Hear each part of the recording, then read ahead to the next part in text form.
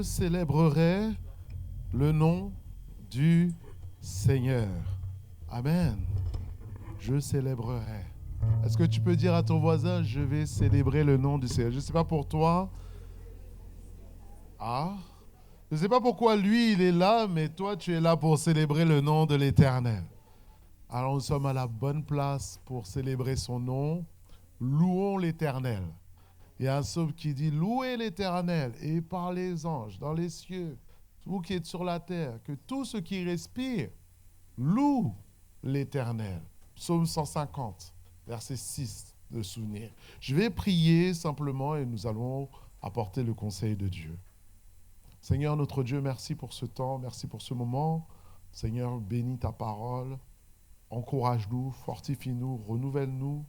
Seigneur, fais du bien à quelqu'un ce matin, parce que nous savons que la parole est la vérité, et la vérité nous affranchira. Merci Seigneur pour ta bonté et ta fidélité aujourd'hui, au nom de Jésus. Amen. Alors, nous sommes dans le mois de septembre, et le mois de septembre, c'est un peu le mois de la rentrée. Parce que juillet, août sont plutôt la période estivale. Et dans cette période estivale, c'est une période, normalement, on part plus souvent en vacances. Donc, la première chose que je te poserai comme question, c'est est-ce que tu as passé des bonnes vacances? Il y en a qui disent oui, il y en a qui disent non, il y en a qui ont travaillé. Mais au moins, c'est une période où on a beaucoup plus de soleil, beaucoup plus de possibilités de sortir et de voyager. Alors, peut-être tu as eu des vacances, il y en a peut-être qui ont pu partir en voyage. Parce qu'il y en a, ils sont partis en voyage ici. Je ne parle pas de la Seine-et-Marne, hein? Même si on fait comme on peut. Hein? On peut voyager en Île-de-France, mais peut-être certains ont pris l'avion, pris le bateau, ont pris le train. Et c'est l'opportunité quand on change de lieu d'admirer le paysage et la beauté de Dieu. Voilà. Et à travers les paysages que tu as pu voir au-delà de l'Île-de-France, eh ben, je veux te dire que les paysages rendent la gloire à l'Éternel. C'est pour cela que le titre de mon message, c'est la création qui exalte le nom du Seigneur. Et je veux que même à travers les vacances que tu as eues, les paysages que tu as vus, tu puisses saisir les choses que Dieu veut t'encourager à travers les choses que tu as vues. Parce que quand on est en vacances, on fait des visites. On voit des nouveaux paysages, des nouveaux lieux. Et toutes ces choses sont là pour glorifier le nom de Dieu. Si tu regardes avec un œil spirituel, tu pourras voir cela. Alors, je te dirais que où tu es parti en vacances maintenant? Dans quel cadre? La mer? La montagne? La ville? Qu'est-ce que vous préférez? Qu'est-ce que vous préférez? Les deux, les trois. Du moment que je suis en vacances. Voilà. La plupart du temps, au culte D, ils ont parlé de la mer. On va dire une plus population caribéenne, africaine, on aime la chaleur, on va dire, plutôt que les montagnes et le grand froid. Certains aiment le grand froid. Et je te dirais que vous qui êtes allés à la mer ou qui êtes allés dans les îles, qui avez vu le sable, certains ont vu le sable blanc? Ok, tu t'es baladé sur la plage. Je te fais voyager aujourd'hui, c'est un message qui te fait voyager. Et là, tu es sur la plage. Alors moi, j'étais en Guadeloupe. Hein? Alors excuse-moi. Il y en avait d'autres qui étaient là-bas aussi. Et c'est magnifique. Allez, je vais te faire voyager. Si tu es déjà allé en Guadeloupe, je vais te donner un petit peu des lieux, comme ça tu vas pouvoir te référencer. Plage de Port-Louis. Ah, il y en a, tu vois, tout de suite ça donne le sourire. Hein? Le nord de la Grande Terre. Tu es sur la plage de Port-Louis, sable blanc, tu marches, tu vois l'air, la mer qui est cristalline, qui est claire, qui est magnifique. Tout d'un coup, tu marches, tu vois un château de sable. Quelle est la question que tu te poses? Qui a fait ce château de sable? La réflexion, c'est le château de sable ne s'est pas fait tout seul. Ce n'est pas le vent et la mer de lui-même qui ont décidé de faire le château de sable. Donc, tant que tu vois un château de sable, tu dis, mais qui a fait le château de sable? Maintenant, le parallèle que je suis en train de te faire, c'est regarde la création, regarde le ciel, regarde la terre, regarde l'organisation de la structure de la terre. Est-ce qu'on peut imaginer que cette terre, on est dans une terre ronde, c'est quand même un peu fou, on est dans une terre ronde qui flotte dans l'univers. On est collé au sol. Et qu'il y a des milliers, des milliards et des milliards de soleils comme notre système solaire. Et tu vas me dire que tout ça vient du hasard. Tout ça a été créé par le rien. Le rien a créé tout. Comme je dis, il faut beaucoup de foi pour être un croyant. Il faut beaucoup plus de foi pour être un croyant que d'être croyant. Pourquoi? Parce que, explique-moi la création de la terre. Tu vas me dire, le rien a fait tout. Alors que, moi je te dis que Dieu a fait tout. Les gens vont te expliquer le Big Bang, mais je te dis, avant le Big Bang, il y avait quoi? Qu'est-ce qui a créé le Big Bang? Le Big Bang, il s'est créé tout seul? Non. Dieu a suscité le Big Bang ou ces choses-là qui ont créé toutes choses, et au moins, il lui a fallu l'infini pour créer le fini. Et ça, c'est un argument aussi d'évangélisation, où on appelle ça la défense de la foi, la théologie de la défense de la foi, qui s'appelle l'apologie. Et dans une dimension apologétique, un des arguments les plus pertinents, c'est la création. Alléluia. Laisse-moi maintenant aller dans les textes bibliques. Allons à Romains chapitre 1, versets 18 à 22. Romains chapitre 1, 18 à 22. Et voilà qui va attester la parole de Dieu par rapport à la création qu'elle révèle le nom de notre Seigneur. Romains 1, versets 18 à 20. On va lire dans un premier temps version 1950 et dans un deuxième temps en parole vivante, et tu pourras encore méditer ces textes chez toi. Il nous est dit: la colère de Dieu se révèle du ciel contre toute impiété et toute injustice des hommes qui retiennent injustement la vérité captive. Car ce qu'on peut connaître de Dieu est manifeste pour eux. Dieu le leur ayant fait connaître, en effet, les perfections invisibles de Dieu, sa puissance éternelle et sa divinité se voient comme à l'œil nu. Depuis la création du monde, quand on les considère dans ses ouvrages, ils sont donc inexcusables. Puisque, ayant connu Dieu, ils ne l'ont point glorifié comme Dieu et ne lui ont point rendu grâce, mais ils se sont égarés dans leurs pensées et leurs cœurs sans intelligence ont été plongés dans les ténèbres. Se vantant d'être sages, ils sont devenus fous. Je lis dans l'autre version qui nous dit: du haut du ciel, Dieu manifeste sa colère contre tout péché, tout mal commis par les humains, qui, par leurs mauvaises actions, étouffent la vérité, et pourtant, ce que l'on peut connaître de Dieu est clair pour tous. Dieu lui-même leur a montré clairement. En effet, depuis que Dieu a créé le monde, ses qualités invisibles, c'est-à-dire sa puissance éternelle, sa nature divine, se voient fort bien quand on considère ses œuvres. Les humains sont donc inexcusables. Ils connaissent Dieu, mais ils ne l'honorent pas. Ils ne le remercient pas comme il convient de le faire à son égard. Au contraire, leurs pensées sont devenues stupides et leur esprit insensé à être plongé dans l'obscurité. Ils se prétendent sages, mais ils sont fous. Amen. Donc on voit que le texte, cet argument de la création nous montre bien que juste en regardant la création, le ciel, la terre, ces choses-là, elles te révèlent que derrière la création, il y a un créateur. Et ce créateur, maintenant, mérite l'adoration, il mérite la louange, il mérite l'exaltation, et que tout ce que Dieu a créé est pour notre bien, et pour le bien.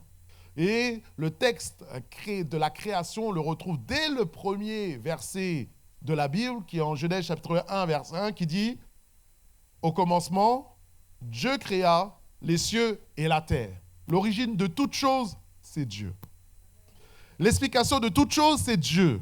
L'explication à la fin qui va nous mettre les choses en exergue, c'est Dieu. Comme j'ai dit, il y a l'argument de création, mais il y a aussi d'autres arguments sur lesquels je n'ai pas développé pour donner l'existence de Dieu, qui est l'argument moral, l'argument du bien et du mal, l'argument de la justice, c'est-à-dire l'enfer et le paradis et du jugement. Des arguments encore téléologiques ou ontologiques.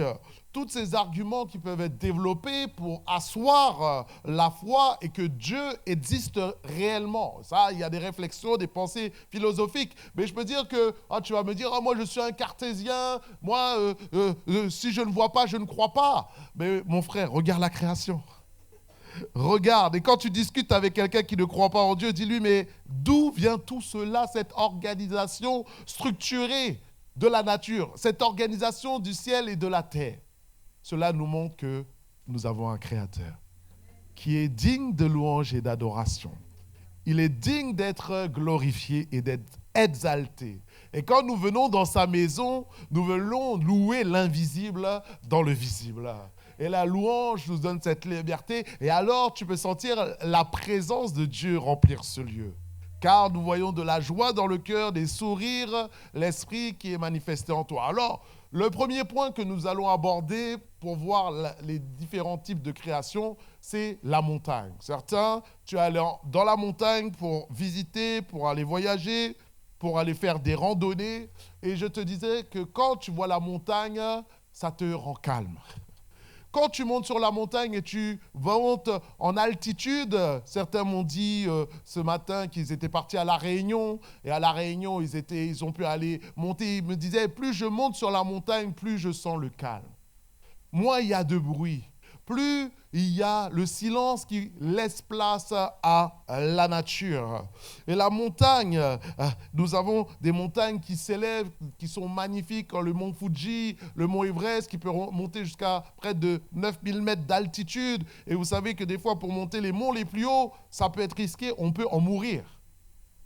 Tellement la montagne est grande. Mais la montagne est grande, mais Dieu est plus grand que la montagne.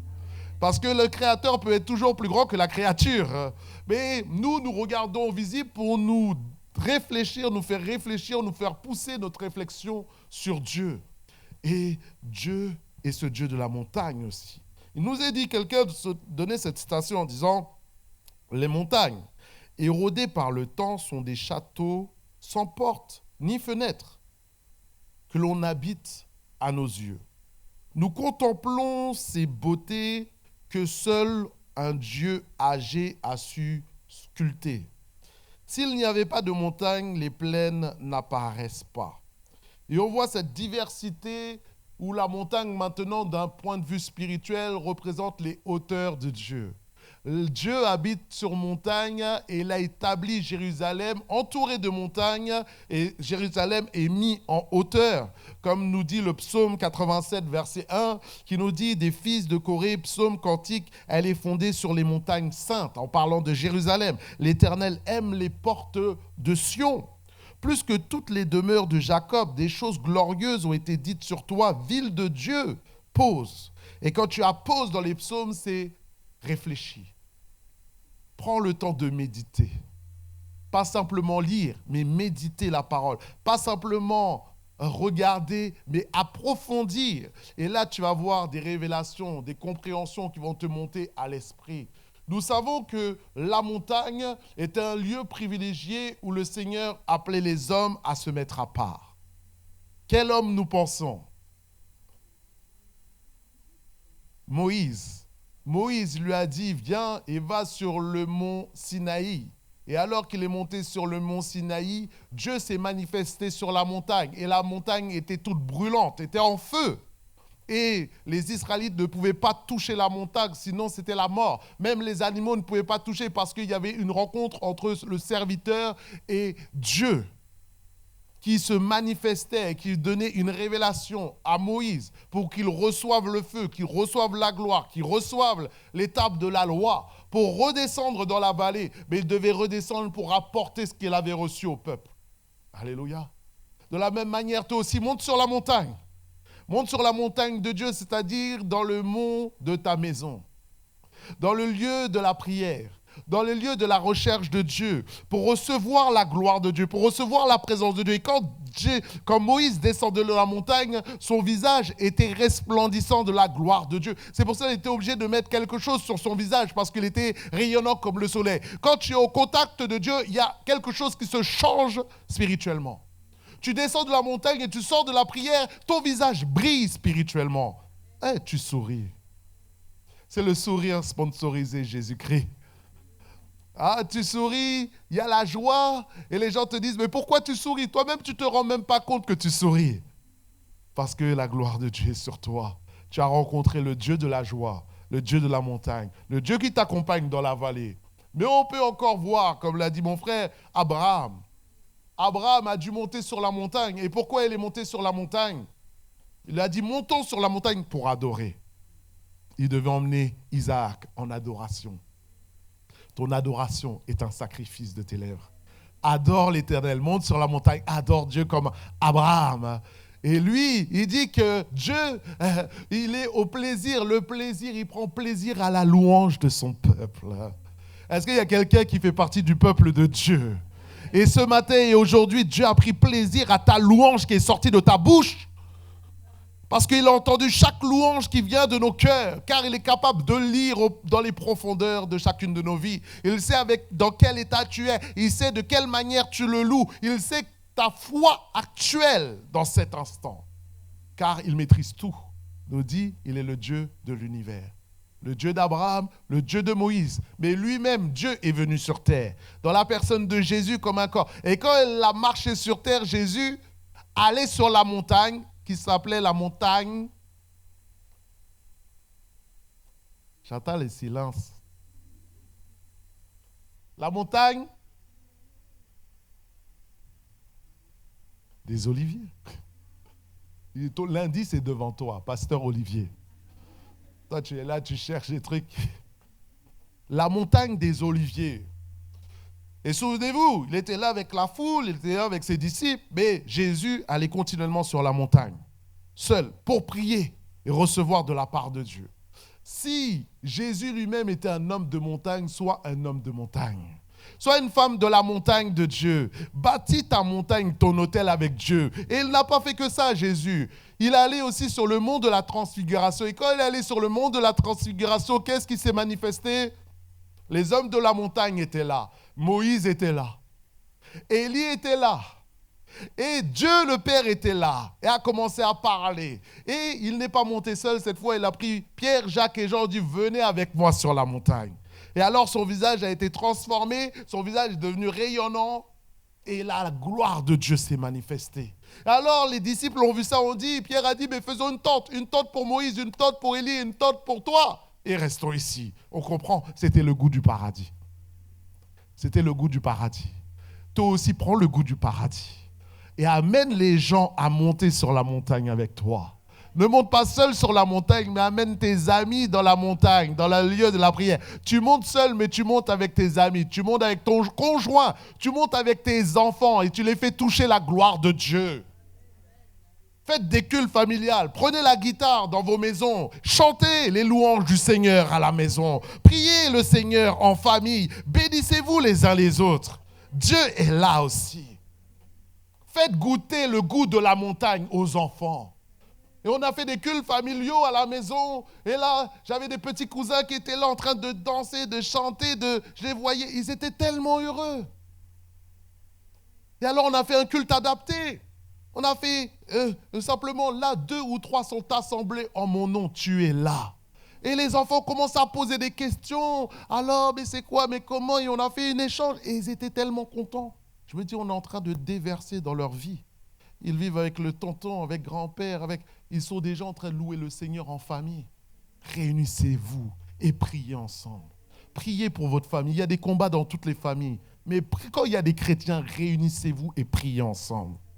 Il était le Dieu de la montagne. Et on voit Moïse. Moïse encore dans ce spectacle, il nous est dit en Hébreux 12, 21, 23, ce spectacle était si terrible que Moïse dit, je suis épouvanté et tout tremblant. Mais vous, vous êtes approchés de la montagne de Sion, de la cité du Dieu vivant.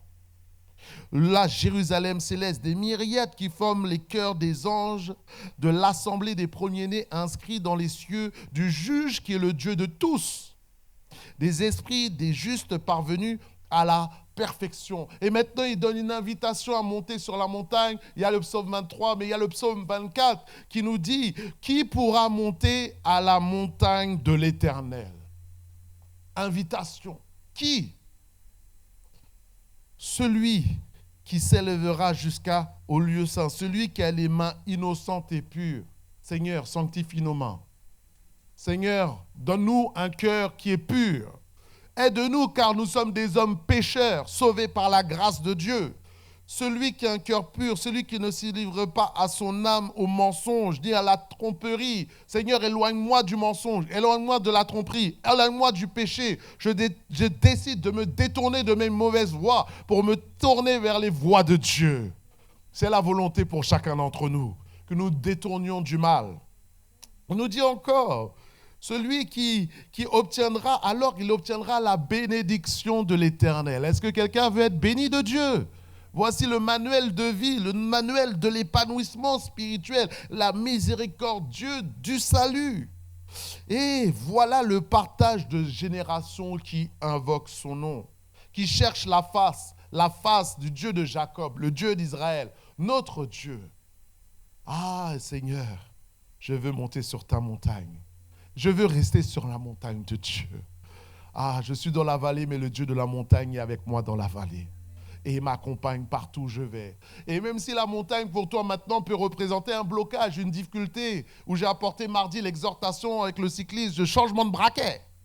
Tu es sur la pente plate. Quand tu fais du vélo sur du plat, ça va. Mais quand ça... Il y en a, ils font du vélo, hein? Il faut mouliner, il faut faire plus d'efforts. Mais là, j'ai besoin de me préparer. Là, on est dans un temps de rentrée. Et quand je dis qu'il faut faire plus d'efforts, c'est plus difficile. Et des fois, cette rentrée peut être comme une montagne devant toi, une montagne de problèmes, une montagne de travail, une montagne de situations qu'il y a à gérer. Mais Jésus a donné un enseignement sur la montagne. Il a dit, si tu as la foi comme un grain de sénévé, dis à cette montagne, ôte-toi de là, jette-toi dans la mer et elle se fera. Que la montagne te donne la foi. Que la montagne nous donne la foi pour gravir la montagne. Sois un grimpeur. Dans le Tour de France, grimpeur. Mets le maillot jaune. Frère Paco a le maillot jaune. Mets le maillot blanc. Mets le maillot à pois. Là, je perds certains. Là. Mais sois le meilleur grimpeur, c'est-à-dire celui qui monte les difficultés de la montagne. Mais par la grâce de Dieu. Parce que le muscle du chrétien, c'est la foi. Et nous avançons par la foi. Alors, j'ai dit la montagne révèle notre Dieu, mais là, vous avez dit aussi particulièrement, vous aimez la mer. Vous aimez le soleil. Donc, la mer, les océans révèlent. Si tu peux mettre le deuxième diapo. Les océans révèlent la gloire de Dieu. Révèlent notre Dieu. Et moi, je trouve l'océan, c'est une des choses les plus impressionnantes sur Terre. Vous êtes d'accord ou pas? Quand tu vois la mer à perte de vue, hein, quand tu prends l'avion là, et tu voles et tu vois la mer. Tu dis, mon Dieu, Seigneur, bénis mon départ et bénis mon arrivée. Ah oui, bénis mon départ, bénis mon arrivée. Matin, je parlais à une sœur, elle me dit, ah, pasteur, moi, j'ai peur de l'avion. Moi, j'ai peur de l'avion. Alors, je lui donnais des principes. De toute façon, quand tu tombes en avion, tu es mort. Si ça frappe la mer, c'est comme ça frappe un mur. Donc, l'important, c'est d'être dans le Seigneur. Mais tu vois la mer à perdu de vue, comme cela, ça fait juste la grandeur, la magnificence. Tu te dis, mais toute cette eau, 2/3 de la planète est remplie d'eau. On va sur les autres planètes, on ne trouve pas l'eau liquide comme ça, mais même tellement qu'on a dit la planète bleue. C'est le surnom de notre planète. Tellement il y a de l'eau en abondance. Dieu est le Dieu de l'abondance. Et l'eau représente aussi la vie. Et il veut arroser la terre de la vie. Il veut que la terre soit remplie de la connaissance de l'Éternel. C'est-à-dire que tu sois inondé de la vie de Dieu. Il dit, je suis venu donner la vie en abondance. Il veut que tu sois dans une joie abondante. Pas une goutte d'eau, une pluie d'eau. Une pluie de joie. Une pluie de foi. Une pluie de paix, et que tu inondes, et alors que nous sommes des vases, et l'eau vient mettre la vie éternelle en toi, il veut que cette eau jaillisse des fleuves d'eau vive. Et alors que quand il y a des fleuves qui sont en toi, qu'est-ce qu'ils font quand les fleuves sont là? Ils débordent. Et ils débordent sur ceux qui sont autour de toi. Ton ami est béni, ta femme est bénie, tes enfants sont bénis, tous tes collègues sont bénis, parce que tu es rempli de la vie de Dieu. Sois rempli de la vie de Dieu. Sois rempli de l'amour de Dieu. Sois rempli de la connaissance de l'Éternel. Et ça, c'est une vision pour la fin des temps. Il nous est dit en Habakkuk, il nous est dit, que je retrouve cela, qu'il désire que les eaux représentent aussi la connaissance de Dieu. Habakkuk chapitre 2, verset 13. Il nous dit, mais regarde l'océan. Tu sais qu'il y a plus de profondeur dans la mer que sur la terre. La terre monte jusqu'à 9000 mètres d'altitude avec le mont Everest. Mais dans la mer, tu peux aller à 10 000 mètres de profondeur. Qui a visité les océans? Qui connaît toutes les profondeurs des océans? Il y a des bêtes que tu ne connais même pas. Il y a des bêtes qu'on ne connaît même pas. On appelle ça des abysses. C'est tellement profond que c'est noir. J'ai dit l'enfer existe. Hein. L'enfer existe déjà sur terre. Tu sais quoi? Si on te prend là, je t'emmène dans les profondeurs de la mer. Tu fais quoi? Tu fais quoi? Je t'emmène là. Tchou, tchou. Ah oui, des fois je réfléchis comme ça. Je dis Dieu, hein. Oh, moi j'aime bien la terre. Hein.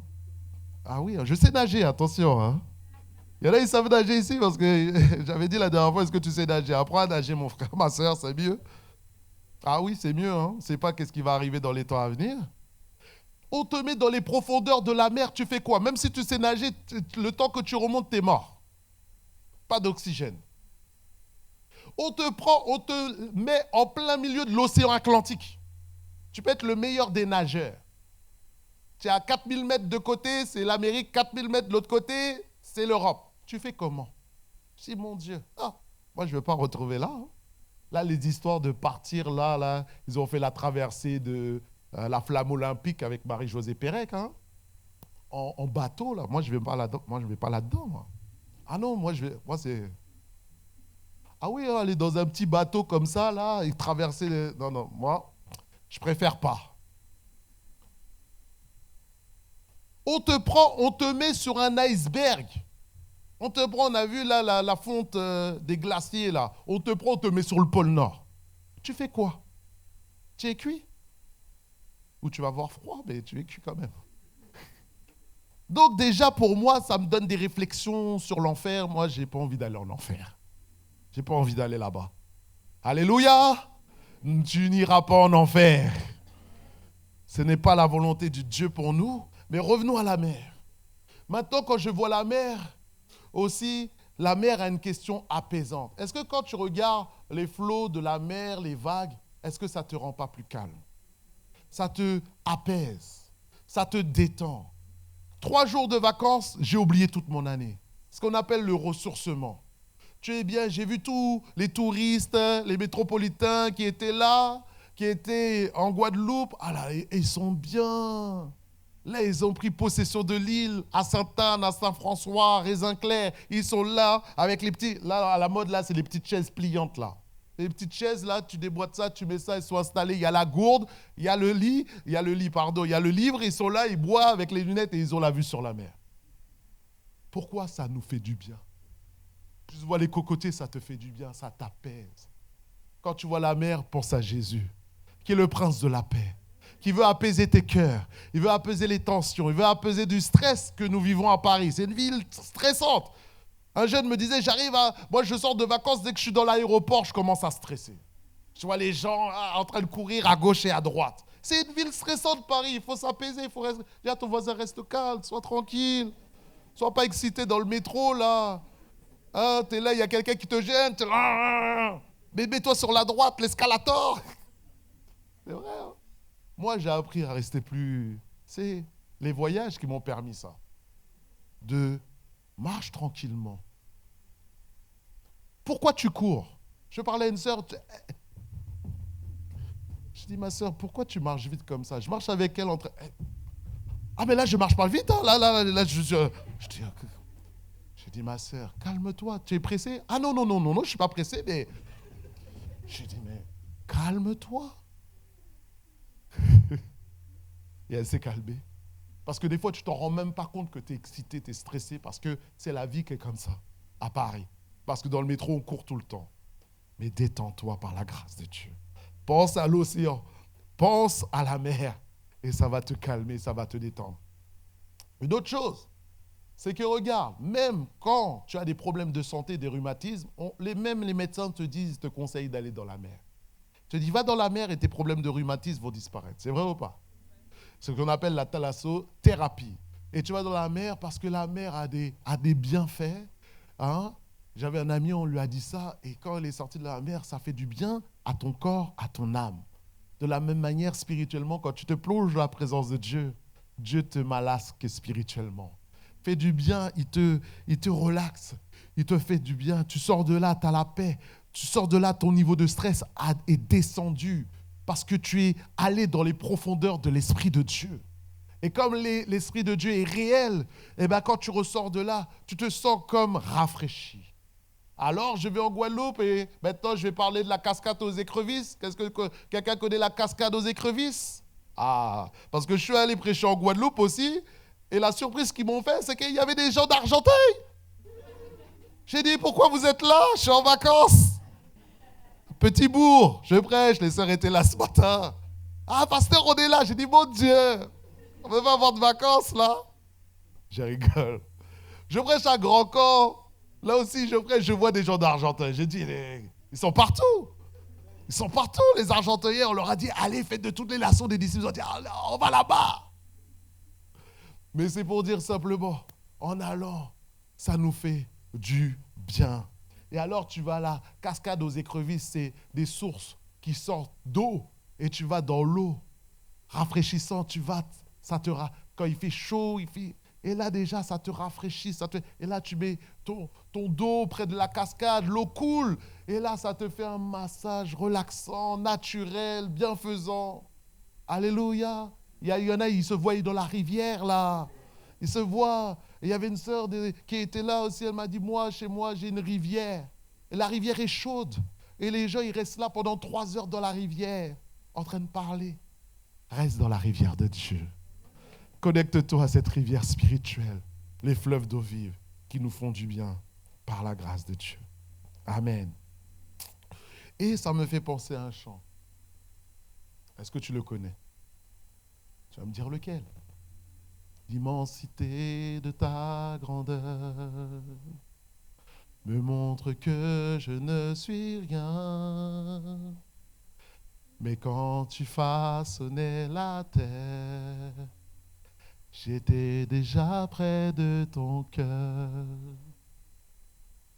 Tu m'aimais avant que je sois. Et pour moi, tu as tout donné. Alléluia. La création te donne à louer le Seigneur. Adore le Seigneur dans la nature. Adore le Seigneur près des océans. C'est magnifique parce que ça rend les choses vivantes. Mais nous avançons. Et cette fois, nous avançons au 3e point. Les océans révèlent notre Dieu, mais la terre aussi révèle notre Dieu. Et nous marchons sur cette terre. Et dans les principes de Genèse, en verset 6, nous dit, Dieu dit qu'il y ait une étendue entre les eaux et que sépare les eaux d'avec les eaux. Et Dieu fit l'étendue. Il séparait les eaux qui sont au-dessus de l'étendue d'avec les eaux qui sont au-dessus de l'étendue. Et cela fut ainsi. Et Dieu appela l'étendue ciel à celle qui un soir, qui lui un matin, qui lui fit donner. On voit que la terre est appelée aussi le marchepied du Seigneur. La terre est son marchepied et sa propriété privée. Elle appartient à l'Éternel. Et notre Dieu, il est là et il domine. Il domine sur la terre, il domine sur toute la création. Et tout ce qui a été fait avec beauté. Dieu est un artiste. Regarde tout cela, les couleurs, tout cela. Tu as besoin de créativité au travail, tu as besoin de créativité, d'inspiration, tu as besoin d'écrire des livres, tu as besoin d'inspiration pour tes rédactions, pour tes thèses. Mais demande au Dieu de la créativité de donner l'inspiration. Tu as des idées, tu vas avoir des idées, demande au Créateur. Lui, de rien, il n'a pas pris de modèle, tout est venu de lui. Et il a créé les cieux et la terre, sans modèle, de rien. Et il l'a développé. Alors, Je vois cela. Ésaïe 66, versets 1 à 2. Le ciel est mon trône et la terre est mon marchepied. Quelle maison pourriez-vous me bâtir ou quel lieu me donneriez-vous pour demeure? Toutes ces choses, ma main qui les a faites, et toutes ont été reçues de l'existence, dit l'Éternel. On voit ces choses, les êtres vivants, parce qu'il a fait le monde animal et le monde végétal. Et alors on retourne en Guadeloupe. Moi, j'aime aller voir la nature, j'aime être touriste, voir la beauté des éléments. Et j'ai pu aller à l'aquarium de Gosier ou au zoo de Basse-Terre. Et là, j'ai vu la diversité qu'il y a sur Terre, la diversité d'animaux. Et des fois, il y a des animaux qui sont un peu bizarres. Hein? Il n'y a pas des animaux bizarres quand même. Tu te dis, mais Dieu, pourquoi tu as fait cet animal-là? Le fourmilier. Tu vois, c'est quoi le fourmilier? Et le fourmilier, il est grand, il a une queue comme ça, il a un corps long comme ça, et puis il a une tête longue comme ça encore. Et puis, elle est comme ça, tu vois, tu taperas sur Internet fourmilier, quoi. Et tu vois, comme ça. Et puis en plus, après, quand j'ai observé le fourmilier, il sortait sa langue. Et sa langue faisait comme un serpent. Je dis, c'est bizarre. C'est bizarre. Non, vraiment, tu vois ça, tu dis... Et lui, là, pour manger, lui, il mange comme les termites, je pense. Donc, il met sa tête là, dans la terre, dans les profondeurs, et puis tout d'un coup, il aspire. Et il mange des milliers et milliers de termites. Moi, j'ai regardé ça, j'ai dit, Dieu, c'est bizarre quand même comme animal. Hein? Mais Dieu est le Dieu de la diversité. Il a toutes sortes d'animaux bizarres. Et là, pour une petite anecdote, quand on était dans... Tu veux rigoler un peu? Tu veux sourire? Tu veux sourire à l'écran? Tu vas sourire un peu. On était dans l'avion. Et là, tout le monde est content, tout le monde est... Tu vois que quand les gens ils sortent de vacances, ils sont bien. Hein? Et alors qu'on sort de l'avion, on est là, et tout d'un coup, on est là, tranquille, on est content, on va partir de nuit, et tout d'un coup, on entend... Ah! Qu'est-ce que c'est? Un mille pattes qui est rentré dans l'avion. Alors là, les gens commencent à crier. Ah! Et là, il y a un gars, il a commencé à... Il a écrasé le mille pattes. Et il l'a tué, il l'a laissé comme ça. On ne va pas ramener les mille pattes de Guadeloupe en métropole quand même. Hein? Surtout, ça mord fort. Hein? J'ai dit heureusement qu'il lui a fait son affaire parce que pendant qu'on était en train de dormir comme ça, tu avais un petit mille pattes qui venait sur toi, qui venait te piquer. Ou te mordre plutôt. Mais Dieu a créé le mille pattes. Dieu a créé les araignées. Dieu a créé les moustiques. Ah ouais, il nous embête. Hein, il nous embête, mais Dieu a créé. Mais pourquoi je te dis ça? Je veux te dire que Dieu est le Dieu de la diversité. Dieu est le Dieu de la fourmi, il est le Dieu de la baleine. Il est le Dieu du petit, il est le Dieu du grand. Infiniment petit, infiniment grand. Voilà ce qu'est notre Dieu. Et il connaît toutes les fourmis qu'il y a sur la terre. Comme il connaît chaque homme qui marche, quand il est assis et quand il est debout. Mais aussi, c'est pour te dire que si Dieu aime la diversité, aime la diversité. C'est pour ça qu'il a fait les blacks, il a fait les blancs, il a fait les maghrébins, il a fait les arabes, il a fait les asiatiques. Il a fait une diversité de personnes. Je veux te dire non au racisme. Dieu n'est pas un raciste. Dieu aime tous les peuples. Il aime toutes les nations. Si Dieu aime toutes les nations, que nous aussi nous puissions aimer toutes les nations par la grâce de Dieu. Parce qu'il aime là la diversité et il y a une diversité dans le monde humain. Alors nous ne sommes pas pareils, nous sommes différents, mais nous devons ressembler à Jésus-Christ. Mais nous avons tous une personnalité différente ici. Ne cultivons pas nos différences, mais cultivons la diversité que Dieu a faite. Parce que sinon, on s'ennuierait. Il n'y aurait pas notre sœur Intel qui sourit comme ça. Mais notre sœur Intel, elle sourit comme ça. Et ça fait une diversité. Aime la diversité comme Dieu aime la diversité. Et alors, il te dit aussi, aime ton prochain comme toi-même. Ça veut dire, aime la diversité, mais aime ta diversité aussi. Parce que c'est Dieu qui t'a fait comme tu es. C'est Dieu qui t'a fait avec ta couleur, avec ton origine. Apprécie qui tu es et aime-toi. Apprécie-toi. C'est pour ça que David a dit, « Oh, je te loue, Éternel, car je suis une créature merveilleuse. » Il a dit si merveilleuse. Lui, il était à l'aise avec son identité. Sois à l'aise avec ton identité de chrétien. Sois cette femme, cet homme qui loue l'Éternel de comment Dieu t'a fait. Apprends-nous à nous aimer, Seigneur, comme tu nous aimes. Alléluia. Et l'homme est le sommet de la création. Maintenant, la terre aussi représente quoi? Quand tu vois la terre représente aussi notre origine. Il a dit, je prends de la terre, il a soufflé, et il est devenu une âme vivante. Mais maintenant, quand il y a eu le péché, Dieu a dit, tu es poussière et tu retourneras à la poussière. Mais l'esprit de l'homme ne restera pas tout le temps dans l'homme. Il viendra un jour devant Dieu. C'est-à-dire que notre corps physique va être anéanti. Ton corps qui est là, qui vient de la poussière, va revenir à la poussière. Mais ton être intérieur, lui, va venir se présenter un jour devant Dieu. Et ça, c'est le cas pour tout homme sur terre. Et alors viendra le jugement. Il est donné à l'homme de mourir une seule fois, après vient le jugement. Mais maintenant, c'est quelle destination où va venir ton âme, pour l'enfer ou pour le paradis? Que le Seigneur permette que nous allions tous au paradis. Car nous n'allons pas tous aller au paradis. Et étroit est le chemin qui monte au ciel. Je suis le chemin, la vérité et la vie. Nul ne vient au Père que par moi, que par Jésus. C'est le seul moyen pour être sauvé. Alors, je suis de la terre, mais je suis aussi de l'esprit. Parce qu'il envoie son âme. L'âme qui est venue en moi est venue de Dieu et qui permet que je vive. Mais maintenant, en un clin de doigt, Dieu peut reprendre l'esprit de quelqu'un. Donc, ce n'est pas les morts qui louent l'Éternel, mais ce sont les vivants. Sois cet homme qui adore et qui loue Dieu en tout temps et en toutes circonstances. Alors, nous avançons encore. Et je veux te dire aussi que Dieu a créé le ciel et la terre, c'est son marchepied, mais il a donné la gestion de la terre à l'homme.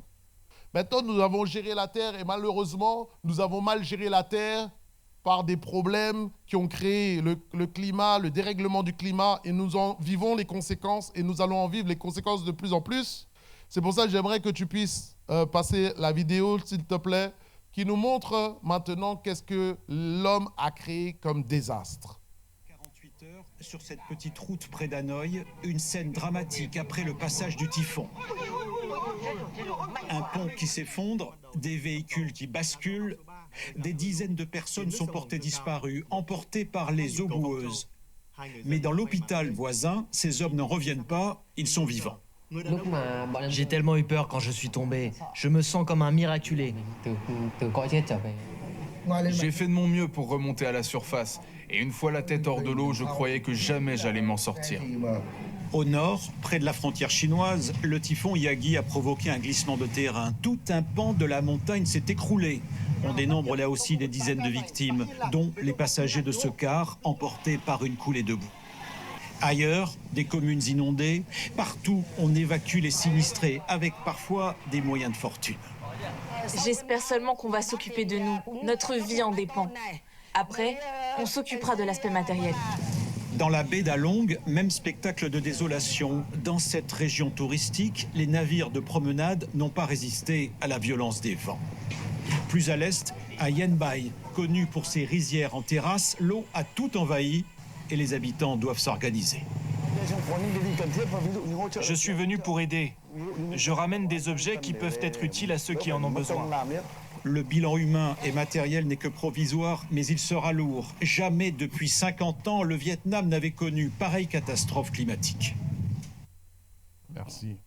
Donc on voit que le typhon qui s'est passé cette semaine, dans les dernières semaines, avec le réchauffement climatique, les typhons, les ouragans, les cyclones deviennent de plus en plus intenses et font une destruction majeure. Et personne n'est à l'abri. C'est pour ça que quand je t'ai dit apprends à nager, ce n'est pas des blagues que je suis en train de te dire. Mais simplement pour te dire que l'homme a mal géré, on va aller de plus en plus dans des problématiques comme cela. Mais l'important, c'est que je vis ou que je meurs, l'important, c'est que je sois en Jésus-Christ. Parce que ça, c'est mon assurance. Je dis, quand je voyage, Seigneur, bénis mon départ, bénis mon arrivée.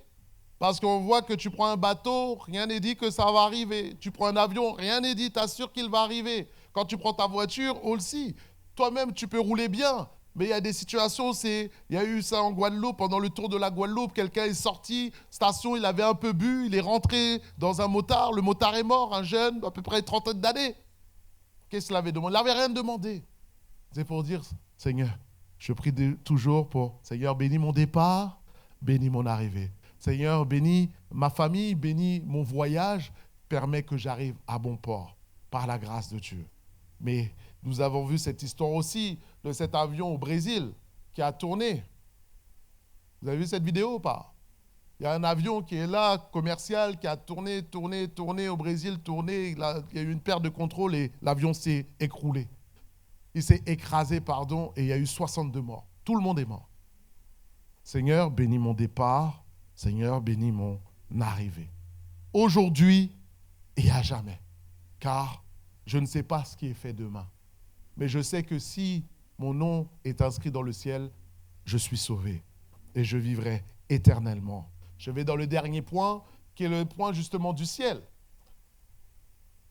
Les cieux révèlent notre Dieu et on l'a chanté. Les cieux révèlent notre Dieu. Et nous voyons que l'atmosphère qui est faite d'eau, avec le texte de Genèse chapitre 1 verset 6, je sépare les eaux d'en bas, les eaux d'en haut, et on voit que l'atmosphère est l'autoroute du ciel qui permet à l'eau de circuler partout sur la terre. Et je te dirais, le parallèle, c'est que ta prière est l'atmosphère du ciel qui permet à l'esprit d'agir sur chaque homme sur terre pour qu'il soit touché et pour qu'il soit sauvé. Car quand tu pries, tu amasses, tu fais monter un nuage de bénédiction sur la personne. Et à un moment, ce nuage se pose au-dessus de la personne, non pour envoyer un éclair, pour envoyer la foudre, pour envoyer la mort, mais pour envoyer la pluie. Et quand la pluie est libérée sur un homme, c'est la pluie qui rafraîchit le corps, qui rafraîchit l'âme. C'est-à-dire, c'est le salut, c'est l'amour, c'est la paix, c'est la joie, c'est les bénédictions du Seigneur qu'il a prévues par l'action de ta prière. Amen. C'est pour cela, continuons continuellement à dégager l'autoroute céleste, l'autoroute des anges, l'autoroute de l'Esprit de Dieu, pour qu'il travaille le cœur des gens, travaille le cœur des personnes qui sont là, pour qu'ils se remettent sur le droit chemin. On faisait de l'évangélisation dimanche dernier, et alors qu'on a fait de l'évangélisation, il y avait un jeune homme qui était là, qui est une des personnes les plus dures. Et quand tu lui parles, c'est comme s'il te prend, il rigole, il dit, moi, c'est les as, voilà. Il prend en dérision. Mais on lui a parlé, on lui a parlé de Dieu, on lui a parlé de Dieu. Et là, quand on est allé, le dimanche qui vient, c'est le patron qui vient me parler que je n'avais pas encore vu. Et commence à me dire, continuez à lui parler de Dieu. J'ai dit, ah bon? C'est le patron, hein? Je ne sais pas quelle est sa foi. Et il dit, parce qu'il est en train de changer. Il dit, il fumait, il a arrêté de fumer. Il buvait, il a arrêté de boire. Il arrivait en retard au travail, il a arrêté d'arriver en retard au travail. Parce que vous êtes en train de lui apporter. Et lui, il était content. Et donc, on est resté là 40 minutes à parler avec les ouvriers, à travers les employés du Seigneur. Et lui, il était content, il dit, allez-y, allez-y. J'ai dit, incroyable quand même. C'est pour dire, des fois, tu ne vois pas ce qui se passe. Tu as l'impression de parler à un mur. Mais derrière, il y a l'eau qui arrose le cœur de la personne. La personne est en train d'échanger, d'être transformée. Et le témoignage n'est pas venu d'un chrétien, il est venu du patron et les collègues qui m'ont dit ça. Et j'étais avec 2 jeunes avec moi qui ont vu, qui ont entendu le témoignage. Continue à arroser les gens autour de toi. Maintenant, il nous dit que le ciel, qu'est-ce que représente le ciel? Le ciel représente la maison de Dieu. Le ciel représente la demeure de l'Éternel. Il y a un monde physique, mais il y a un monde spirituel. Deutéronome 10, 14 dit, voici l'Éternel ton Dieu, appartiennent les cieux et les cieux des cieux, la terre et tout ce qu'elle renferme. Et il dit que les cieux des cieux ne peuvent le contenir. C'est-à-dire l'Esprit de Dieu est tellement large, tellement grand, qu'il est partout. Et il remplit tout en tous. Il peut te parler à toi ici en France et parler à quelqu'un au Japon précisément. Il n'est pas limité. Si tu médites et tu réfléchis sur l'omniscience, l'omniprésence de Dieu, Dieu est partout. Il a dit, mais où irais-je? J'irai au fond de la mer, tu es là. Je vais sur la montagne, tu es là. Je vais aller dans les profondeurs, dans le ciel, tu es là. Dieu est là, il est partout. Donc il faut mieux l'adorer. Et il faut mieux être bien avec lui. Sois bien avec Jésus. Donne ce conseil à ton voisin. Sois bien avec Jésus. Sois bien. Aïe. Ah oui. Pourquoi? Parce que la dernière fois qu'on a vu Jésus, c'est où on l'a vu Jésus? On est dans le domaine du ciel. Où on a vu Jésus? Oh, j'entends un silence encore. Actes chapitre 1. Jésus était là, il enseignait, il expliquait à ses disciples, et il a dit, je vous enverrai une puissance, le Saint-Esprit survenant sur vous, et vous serez mon témoin, à Jérusalem, en Samarie, en Judée, jusqu'aux extrémités de la terre. Alors qu'il a fini, il a commencé à s'élever dans le ciel. Et alors qu'il s'élevait dans le ciel, les disciples étaient là et commençaient à le regarder. Vous imaginez le spectacle, hein? C'est quelque chose là. Il commence à s'élever dans le ciel. Et quand il s'élève dans le ciel, tout d'un coup, il y a une nuée qui vient, qui dérobe Jésus et qui le fait disparaître dans le ciel. Et des anges se manifestent et disent, voici, celui qui est descendu, comme il est monté, il descendra. Annonce de l'enlèvement de l'Église. Jésus a été enlevé, maintenant il est au ciel. Mais nous aussi, quand Jésus va revenir, il va revenir à la croisée du ciel. Et tous ceux qui auront accepté Jésus comme Seigneur et Sauveur vont monter aussi au ciel, l'enlèvement. Jésus, Élie a été enlevé, Enoch a été enlevé, Jésus a été enlevé, Dieu veut t'enlever aussi pour le ciel. Que ça soit notre destinée, le ciel, et maintenant il a dit qu'il s'est assis à la droite de Dieu et il intercède pour nous, c'est-à-dire dans le monde physique, tu ne le vois pas, mais dans le monde spirituel, il y a quelqu'un qui est assis sur un trône et il domine. Et il domine dans les lieux spirituels, il domine dans les lieux physiques, il domine dans les mondes naturels, et il domine sur la mort. Parce qu'il lui a donné le pouvoir, il lui a donné toute autorité a été donnée dans les mains de Jésus. Ça, c'est ce qui nous est dit en Philippiens chapitre 2, versets 7 à 9. Pourquoi? Parce qu'il s'est dépouillé de lui-même. Dépouille-toi de toi-même. En prenant une forme de serviteur, en devenant semblable aux hommes, ayant paru comme un simple homme, il s'est humilié lui-même, se rendant obéissant jusqu'à la mort, même jusqu'à la mort de la croix. C'est pourquoi humiliation, élévation. C'est pourquoi Dieu l'a souverainement élevé et lui a donné le nom. Au nom de Jésus, tout genou fléchisse dans les cieux, c'est-à-dire dans le monde spirituel, sur la terre et sous la terre. Il a exposé en Hébreux 8.1 le point capital de ce qui vient d'être dit par l'auteur des enseignements des Hébreux. Il dit, c'est que nous avons un tel souverain sacrificateur qui s'est assis à la droite de Dieu dans la majesté divine et dans les cieux. Quand tu vois le ciel et quand tu vas sortir d'ici, regarde le ciel. Pense à Jésus. À chaque fois que tu vois le ciel, pense que Jésus est assis sur le trône, qu'il domine. On l'a chanté, assis sur le trône, règne à jamais. C'est un chant, mais c'est une réalité. Jésus est assis sur le trône. Et quand tu vas sortir, tu vas voir le ciel bleu. Dis-toi dans le monde spirituel que Jésus est assis. Et il est là. Et il domine. Il domine sur tout pouvoir, toute puissance, sur la puissance du diable, sur la puissance des démons. Et ils lui sont soumis. Alléluia. Et on le vit dans le monde spirituel quand on fait des délivrances, des combats. On se rend compte qu'il n'y a qu'un mot qui fonctionne, c'est le nom de Jésus. On ne va pas chercher Bouddha. Non, Jésus, le nom de Jésus. Laisse-moi te parler d'un autre homme, l'apôtre Paul. Est-ce que tu le connais? Et il dit en 2 Corinthiens, un moment qu'il a été saisi en esprit. Il a été transporté. Il a dit, mon esprit est monté. Je ne savais pas si mon corps est avec moi, si mon esprit est sorti de mon corps. Et il dit, tout d'un coup, je suis au paradis. Et alors qu'il est au paradis, il est dit des choses ineffables, des choses qu'il n'est pas capable d'exprimer ou d'expliquer aujourd'hui sur terre. Il était interdit d'expliquer ces choses-là. C'est-à-dire qu'il était dans un monde physique et par l'Esprit de Dieu, il a été transporté dans le monde surnaturel de Dieu. Le paradis de Dieu. Le paradis existe. Le paradis est pour toi. Le paradis est pour ta maison. Il est pour tes enfants. Il est pour chacun d'entre nous. Maintenant, tout le monde n'ira pas au paradis. Comme chantait Paul Naref. Non, tout le monde n'ira pas au paradis. Tous ceux qui auront marché avec Jésus iront au paradis. C'est ça que le désir. Et alors il te dit, dans le paradis, ces choses qu'il a reçues de la part de Dieu, des choses extraordinaires, des révélations magnifiques. 2 Corinthiens chapitre 12, versets 2 à 4. Je connais un homme en Christ qui fut, il y a 14 ans, ravi jusqu'au 3e ciel. Le premier ciel, tu le vois, il est là. Le 2e ciel, c'est le ciel des combats spirituels, des esprits mauvais et des anges. Mais le 3e ciel, c'est le paradis. Et le paradis, on ne le voit pas. Il est invisible. Il est là, mais il est présent. Et il dit, il fut enlevé dans le paradis. Il a entendu ces paroles ineffables qui n'étaient pas permis à un homme d'exprimer. Et alors, je vais à la fin. Laisse-moi t'exprimer. Quand tu vois des gens qui sont dans le coma, peut-être qu'il y a des personnes qui ont vécu un coma ici, souvent, ils donnent cette illustration, cette expression qu'ils voient. Est-ce que ça ne dit pas que des fois, ils voient une lumière? Est-ce qu'on ne dit pas, oh, j'ai vu un tunnel, j'ai vu une lumière au bout du tunnel? Ce ne sont pas des chrétiens. Mais pourtant, quand ils sont entre le précipice et la mort et la vie, tout d'un coup, ils ont une perception du ciel. Et voici les témoignages que je suis allé chercher dans le monde.